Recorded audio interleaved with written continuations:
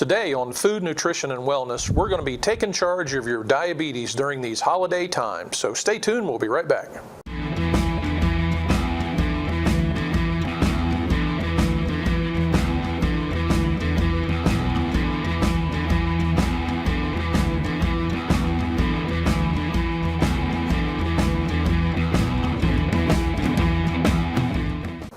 Hi everyone, welcome to Food, Nutrition, and Wellness. Duane Rigsby, Dan Remley here. Dan, we are going to be taking charge of our diabetes during these holiday times. Now I know that's probably a hard thing to do with all of this great food and sugary treats and things. How can we manage to do this?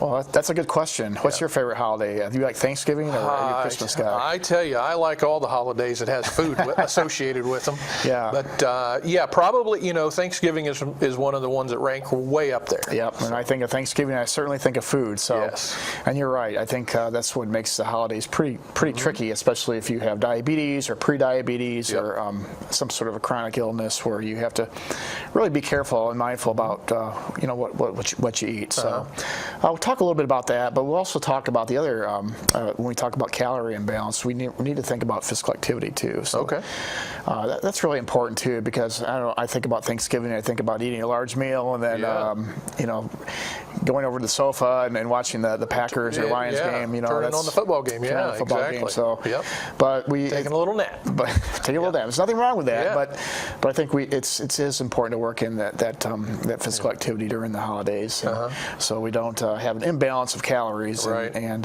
with diabetes, another thing we have to be mindful of is carbohydrates and all the sweets, like you mentioned too. So, talk a little bit about that. But great. So the holidays are challenging, as you kind of mentioned. We have lots of food around.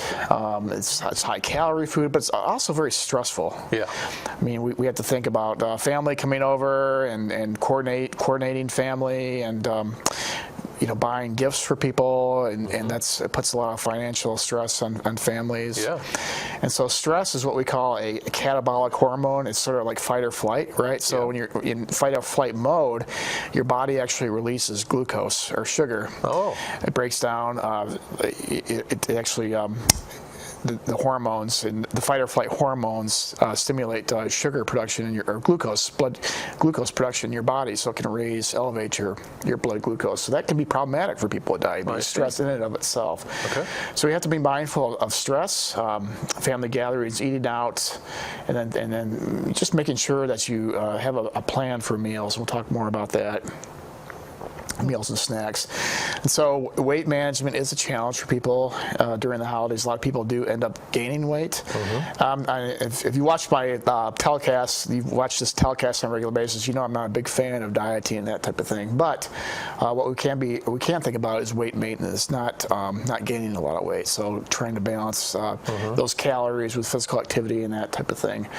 And it's tough. We're surrounded by food, and it's easy just to kind of get lax and not be active and watch TV and sleep a lot. But let's talk about just some strategies that we can use during the holidays to keep off that weight or maintain our weight, not gain the weight. And that's tough with diabetes too, because the more weight that you gain, it's harder to manage diabetes with type 2, especially type 2 diabetes. So really want to be mindful of weight gain during the holidays. So it's up to us to manage diabetes in the holidays. We are in control. It's a little bit more difficult, but we can make decisions that are healthy for us. I mentioned the fight or flight. One thing that you can do to combat stress too is to be physically active. So it's important not only for balancing out those calories, but also for trying to manage stress. So try to build in physical activity every day if you can. So sometimes they'll have like jingle bell runs or walks. You can find those in your community. So those are always nice to participate in. Sometimes they'll raise money for charities too. Yeah. So be on the lookout for like maybe a holiday walk or jog or 5K or something like that during the holidays. That's something to think about. And then try to incorporate activity and time with family and friends. And so we do want to spend quality time with our family and friends. And so go for walks or hikes. it's a great way to have that quality time. Because I don't know if you're like me, I sit around, if everybody's sitting around their living room. Yeah. What do? We look at our phones, right? Right. Yeah. We pick up these things, and that seems to be the thing that's killing us in a way, right? Or giving us very bad health. Right. Okay. So when we go out for a walk or a hike, you know, we're being mindful of who's around us. Yeah. You know, hopefully you're not on your phone if you're hiking. Oh, yeah. Trip and fall, but you know, you're talking to your whoever it is you're with, like your family members. So it's just a good opportunity to spend time with people, and plus you're being physically active too. So. Even I guess if it is a bad weather day, if you can figure out a way to plan a little walk around the house or something. Right, and sometimes you know, schools will open up their gymnasiums. Yeah. So you know, you can spend some time in a gym. And just go for a walk there. If you have a YMCA, that's you know something that you can do. But do try to build in that time for physical activity with your friends and family over the holidays, and that'll help you. As I said, you know, it helps balance the calories, but also helps with the stress levels as well. Right. And so the timing of physical activity is important too. So I mean, you'll feel much better if you go after a big meal. Yeah. You'll just feel better. Yeah. And it's okay to take a nap too, but just try to build that in at some point. And, you know, another way to be active is just doing housework and cleaning up after meals. And you know, my family is one person would be the one doing all the dishes and that type of thing. So try to chip in and be helpful with chores, and that helps with stress too. So that's true. We talked a little bit about balance, and balance is really important. So with meals, with diabetes too, it's important to have a plan, so try to stick with your plan. And I would say people with diabetes, a lot of people count carbohydrates, so they count calories, and I think it's okay to fudge a little bit during the holidays. So maybe, you know, for example, you try to stick to a 60-gram carbohydrate meal or lunch or dinner. You know, maybe you up that a little bit just because it's the holidays, but stick to that budget, if you will. Right. And so a lot of times that means that instead of grabbing a whole bag of chips, you know, you're mindful about servings. Right. So you put 15 chips in your bowl, or whatever it is. Yeah. Or you eat only 2 cookies and not 5. But exactly. It's really hard because I mean, we're surrounded by food, aren't we? Yeah. So it's easy to kind of graze and kind of not be really conscious about how much food we're taking in. Now, how much while it's holiday time, I find that we eat maybe a lot later in the day because, you know, well, it's a timing. Everybody has to get to this house or grandma's house, and they may have to do something else at their house before they get there. So, well, let's wait and have supper at 7 o'clock or something in the evening where you're used to having it at 5. Right. And with diabetes, that probably throws things off too, doesn't it? Yeah, and that can present a lot of challenges with medication. So if you take your medication at a certain time, or if you take insulin, for example, you just have to be careful about the timing of your medication and kind of plan ahead. Say, hey, you know, I'm going to eat at 7, so maybe I take my medicine at 10 rather than 8 o'clock in the morning or something like that. So a lot of planning, sounds like. Yeah. You need to have almost like a schedule written down in a book or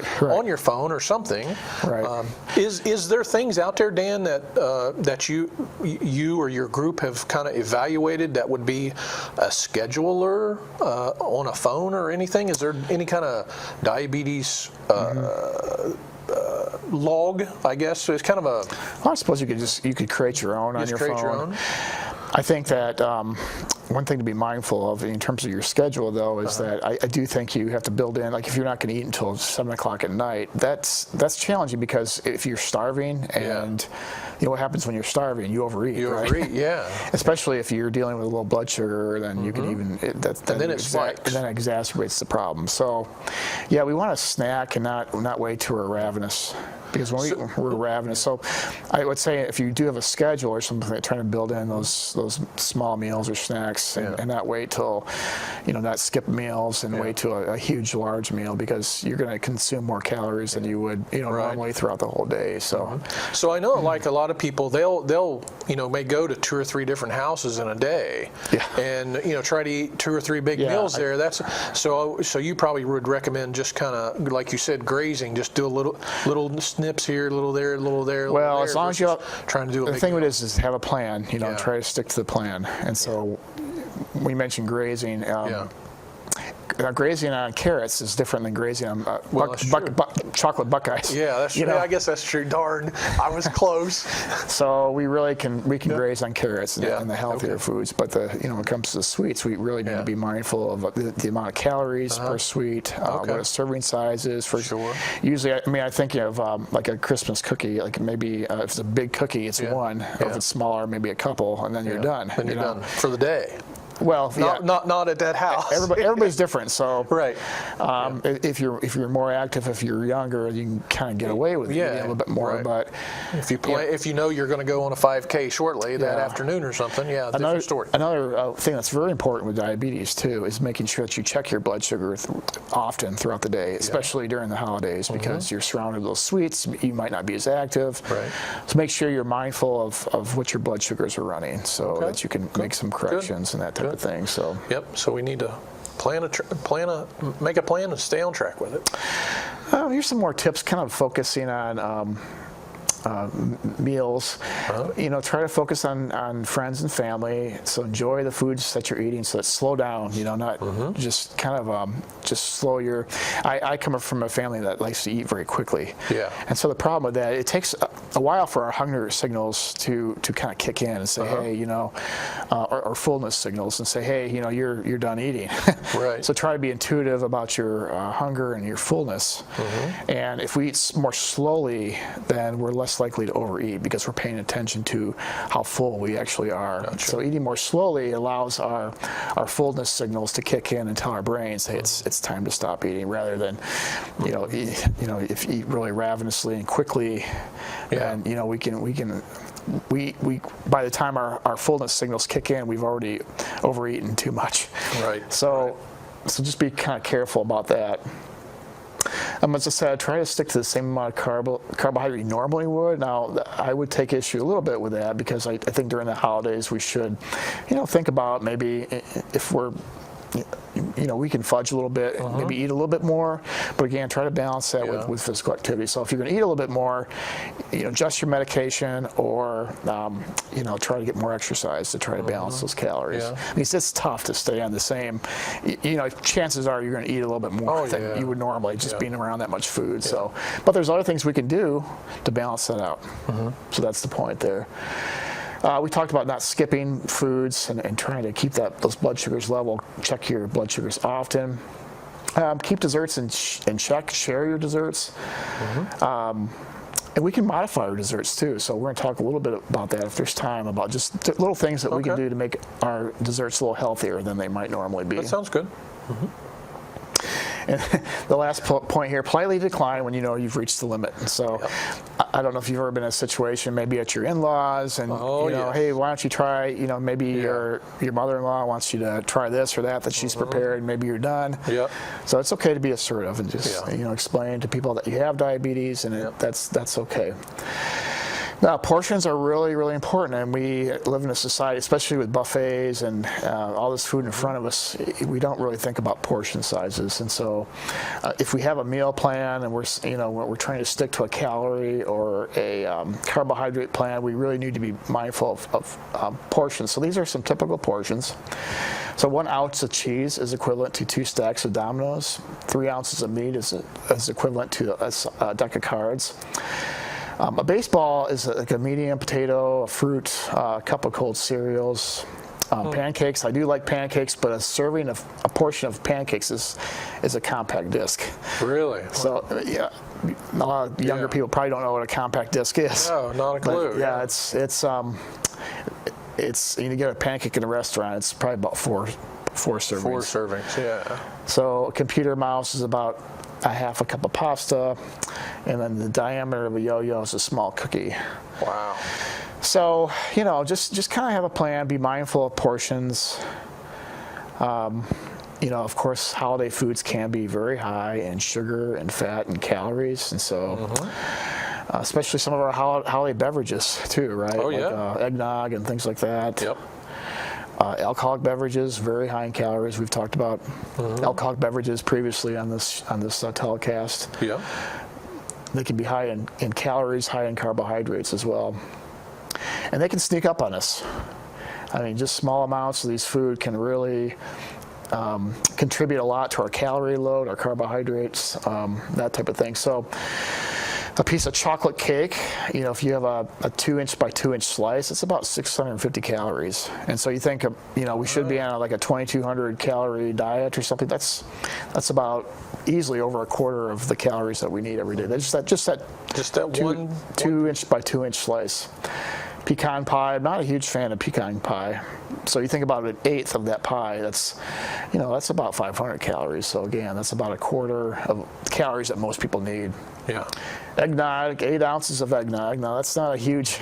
I'm not a fan of eggnog. I'll let somebody else have that one. I'm the same way. Yeah. So that's pretty high calories. Pumpkin pie there are some healthier versions of pumpkin pie that you can make with that have kind of a lot of Cool Whip and that type of thing.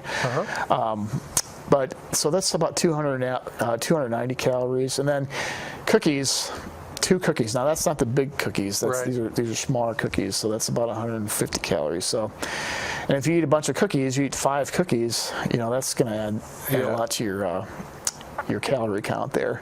Yep. There are some ways that we can make our foods healthier, so we can reduce sugar in our recipes, and usually you could substitute about 1/3 of the sugar out of your recipe. Okay. And you can add sweetener and replace your sugar. Another thing that you can do is add things like vanilla and cinnamon to our recipes. Oh. And that actually makes foods a lot sweeter too, and you're not contributing to the calories and the carbohydrate. Gotcha.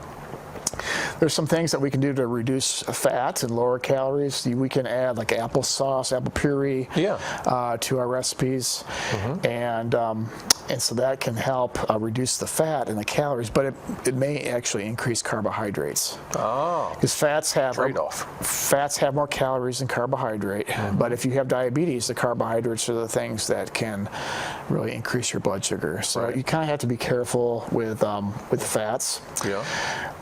Another thing I do want to say about reducing like sugar and fats and things like that. If you are baking, sugar and fat do contribute properties to or characteristics to our baked goods.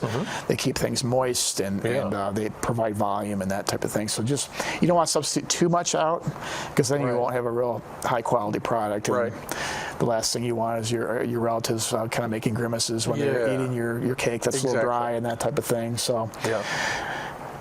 And there's ways that we can reduce sodium too. So for a person with diabetes, really be mindful of sugar, fat, and sodium. Those are 3 things to be careful about, because sodium, of course, if you're salt sensitive, it can increase your blood pressure.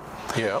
And that increases your risk for heart disease and that type of thing, which is you're already at risk for with diabetes. And so we can use much less sodium. We can use like herbs and spices. Yeah. If we can reduce our sodium that way. There's lots of low sodium products that we can purchase, low sodium canned products. That all adds up. We can do things like rinsing if we're having canned green beans, rinsing out the green beans, or rinsing the canned green beans can reduce the sodium and vegetables and that type of thing. And then fiber is really important for many reasons. We add fruit and vegetables and whole grains to our meals, and that helps cholesterol. It helps. It delays the blood sugar spikes. Those types of foods won't raise your blood sugar very quickly. So when it comes to grazing, it's okay to graze on cauliflower and carrots in those vegetable trays as much as you want, pretty much. And cheese and the meats and things like that, they won't add a lot of carbohydrate, but they do add calories. Yeah. So that's just something to be aware of. But fruits and vegetables and those types of things, those are we really can't eat enough of those. Gotcha. Now, I'm not talking about fried vegetables or fried pickles. They might get at a restaurant, but deep fried. That's the great ones. Great deep fried veggies. Deep fried veggies. Yeah. And fruits. Fruits do have carbohydrates. They have more carbohydrates than vegetables. Yeah. Well, I'm not talking about starchy vegetables like peas and corn, but.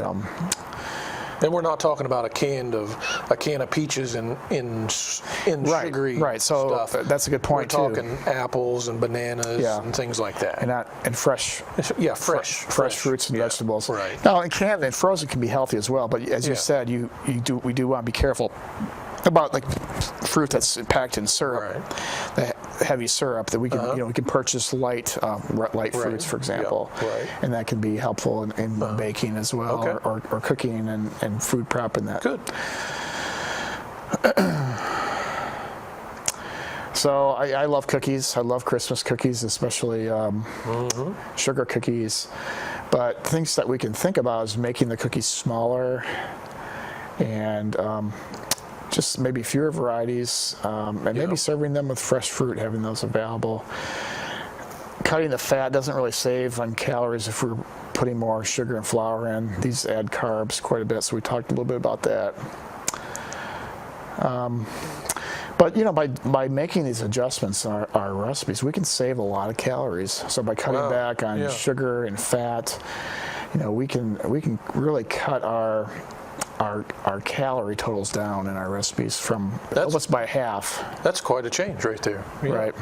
So you can say we saved about almost 500 calories and really cut our carbs down quite a bit, in fact. So just by making these small adjustments, we can really make our foods more nutritious, our healthy meals and recipes much more nutritious during the holidays, and that's great. That's really important. And there's all kinds of recipes that you can find on the internet. If you look up holiday recipes, call your OSU Extension office. Some educators do have recipes that you can they can help you with. And sometimes there's a program called Dining with Diabetes, which is offered throughout the state too. A lot of extension educators are coordinating this class during the November months. So check with your OSU Extension office for this class. And a lot of times when we do the class in November, we'll demonstrate healthy versions of traditional holiday meals. We have a really good, nice healthy pumpkin pie recipe that I highly recommend. So really? Okay, that's great. I can't beat that. That's pretty good. So celebrate the happiness that friends are always giving. Make every day a holiday, and celebrate just living. So that's kind of a nice quote for the thinking about the holidays. It's a wonderful time to be with your friends and neighbors and that type of thing. But it is what you make it, So if you think it's gonna be stressful, you can. It's your choice to make it stressful. It's your choice to eat unhealthy and not be active, or it's your choice to be healthier. So, right. And that's pretty much our presentation. So, okay. Do you have any questions about? Well, we got a few minutes left. So some of the things that I was thinking about as you were talking about that is substituting, for sugar, that alternative. Whatever that may be, without saying particular names, I guess. Splenda, or things aspartame, like that. Aspartame's not a really good, but each whatever sweetener you decide has some sweeteners are more sweet than others. And sweeteners tend to be like 100 times more sweet than, like, say, table sugars. But when you use sweeteners in your recipes, you do lose some properties like moisture and volume and that type of thing. So that's why we recommend not substituting more than a third. Some types of things you might be able to substitute about half, but you don't really want to substitute more than a third than what's called for in the recipe. But even substituting a third can really save you a lot of calories and carbohydrates too. So try to substitute as much as you can. Without degrading and making it still good quality product. Right. Try to reduce your portions. Right. And be mindful of servings and portions, and try to have a plan. Put a plan together. Stick to your plan. And as I heard, try to keep, as you're baking, try to make them smaller. So a smaller cookie, things like that, I think might trick your mind a little bit. Oh, I'm going to eat 3 cookies, but well, they're smaller now than they used to be. Yeah, that's true. So I think that might help a little bit. And then always try to build in that physical activity that you were talking about. And I think that's very important, whether it's a walk, whether it's just outside to go to the mailbox, or just, even though there may not be any mail there. Helping out with chores and dishes, and because it always falls on 1 or 2 people. It usually does, absolutely. So rather than lay on the sofa and watch football, help out. Maybe I'm talking to you as a man. Oh yeah. Well, I mean, we always do. It's that kind of tradition thing that we've done, and usually the wife or mom, or usually mom and moms do take care of us all, but we try to pitch in everywhere we can now. So I think too, another thing I want to say is that if you don't have diabetes and somebody in your family has diabetes, I will say from experience, it doesn't help to nag either. Right. You can be a model for healthy living and eat healthy yourself. But if you don't have diabetes, try to be more supportive. And you can't nagging doesn't really help especially during the holidays. And so people are in charge of their own behaviors, and so they don't need to. I'm saying this as a person with diabetes. I don't need to be told what I should or shouldn't do. I already know that. A lot of times I know that. Sometimes I stick to my plan. Sometimes I don't. Yeah.